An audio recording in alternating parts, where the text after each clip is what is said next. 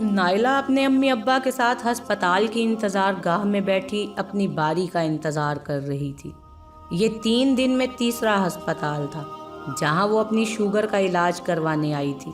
نائلہ جو کہ گزشتہ 8 سال سے ڈائبٹیز کی مریضہ تھی، وہ انسولین کا باقاعدہ استعمال کر رہی تھی۔ ایک تعلیم یافتہ اور نہایت ذہین لڑکی تھی۔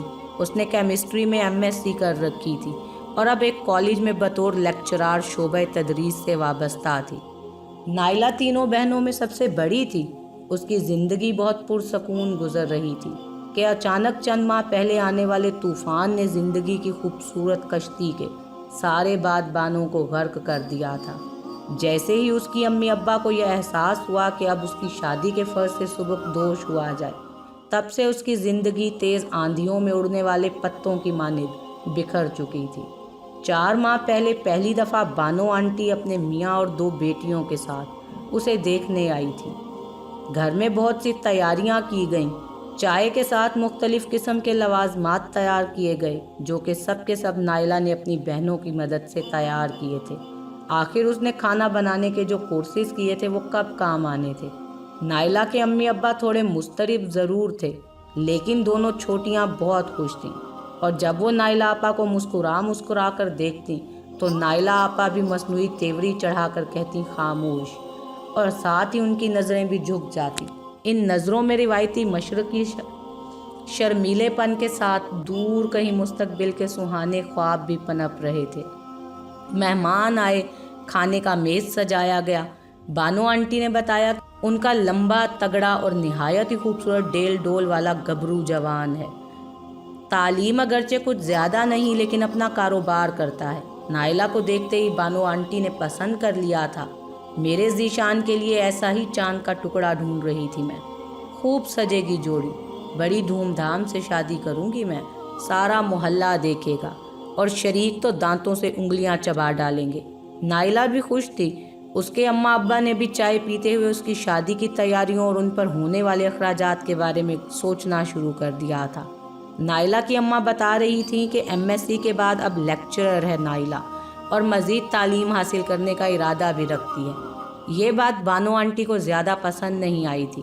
بہت سے کوکنگ کورسز بھی کر رکھے ہیں اس نے، ہمارے گھر کی رونق ہے یہ۔ باوجود اس کے کہ 16 سال کی عمر میں اسے شوگر ہو گئی تھی، اس نے اتنی تعلیم بھی حاصل کی اور خانہ داری میں بھی ماہر ہے۔ کیا کیا کیا؟ اچانک بانو درمیان میں بولی، نائلہ کو شوگر ہے؟ آپ نے پہلے کیوں نہیں بتایا؟ نائلہ کی امی بولیں، بہن یہی تو بتا رہی ہوں آپ کو کہ اگرچہ اسے شوگر ہے لیکن اس کی وجہ سے کبھی کوئی مسئلہ نہیں ہوا۔ یہ باقاعدگی سے انسولین لگاتی ہے، اور ڈاکٹرز بھی کہتے ہیں کہ اس طرح شوگر کنٹرول رہے تو زندگی بالکل نارمل رہتی ہے۔ لیکن یہ تو انسولین لگاتی ہے، یہ تو شوگر کی آخری سٹیج ہے۔ میں کیسے ذیشان کو اس سے بیاہ دوں؟ اس کے بچے؟ نہ بابا نہ، ایسا ظلم میں نہیں کر سکتی۔ بانو کی یہ باتیں نائلہ اور اس کے گھر والوں پر بجلی بن کر گریں۔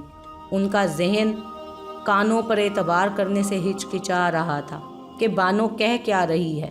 نائلہ کی اماں نے سمجھانے کی کوشش کی کہ ڈاکٹر کہتے ہیں کہ یہ کوئی بڑا مسئلہ نہیں ہے، شوگر کنٹرول رکھی جائے تو بچوں کو کوئی مسئلہ نہیں ہوتا، لیکن وہ تو کوئی بات سننے اور سمجھنے کو تیار ہی نہ تھی۔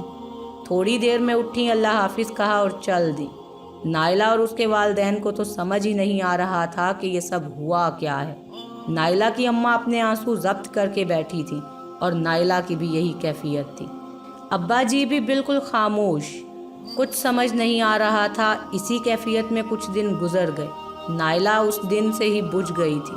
خاموشی کی چادر اوڑھے اپنے مستقبل کی فکر نے اس کے چہرے کی رونق ہی چھین لی تھی۔ اماں اور ابا کو بارہا اس نے سجدوں میں روتے ہوئے دیکھا اور لمبی لمبی دعائیں مانگتے، جن کے پورا ہونے کا شاید ان کو بھی یقین نہ تھا۔ اس کے بعد 3-4 مزید لوگ اسے دیکھنے آئے۔ کوئی بات سننے سمجھنے کو تیار ہی نہ تھا۔ نائلہ کی اماں کو نصرت خالہ نے مشورہ دیا کہ کسی کو اس کی شوگر اور انسولین کے بارے میں نہ بتائیں، لیکن یہ بات کتنا عرصہ چھپی رہ سکتی تھی، اور ایسا کرنے پر نائلہ رضامند بھی نہ تھی۔ اگر انسولین کی جگہ شوگر کی گولیاں استعمال کی جائیں تو شاید کسی کو اعتراض نہ ہو۔ ناہید خالہ نے پھر مشورہ دیا، اور یہ بات نائلہ کی اماں کے دل کو لگی۔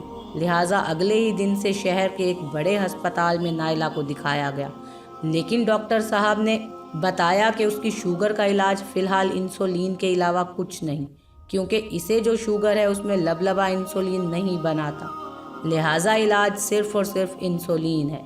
وہاں سے نکلے تو ایک اور جگہ مشورہ کیا، لیکن سب کا مشورہ یہی تھا۔ نائلہ کے ابا نے ڈاکٹروں کو بتایا کہ اس انسولین کے ساتھ اس کی شادی کرنا مشکل ہے۔ ڈاکٹر بھی سمجھاتے رہے کہ انسولین اس کی شادی اور آنے والی زندگی میں رکاوٹ نہیں بنے گی۔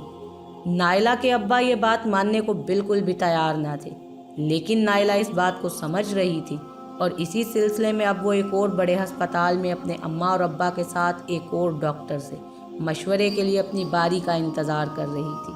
سب سوالوں کے جوابوں سے وہ خوب واقف بھی تھی، لیکن شاید اصل سوال تو یہ تھا ہی نہیں۔ اصل سوال تو یہ تھا کہ کیوں اس کے بابا یہ بات نہیں سمجھ رہے تھے۔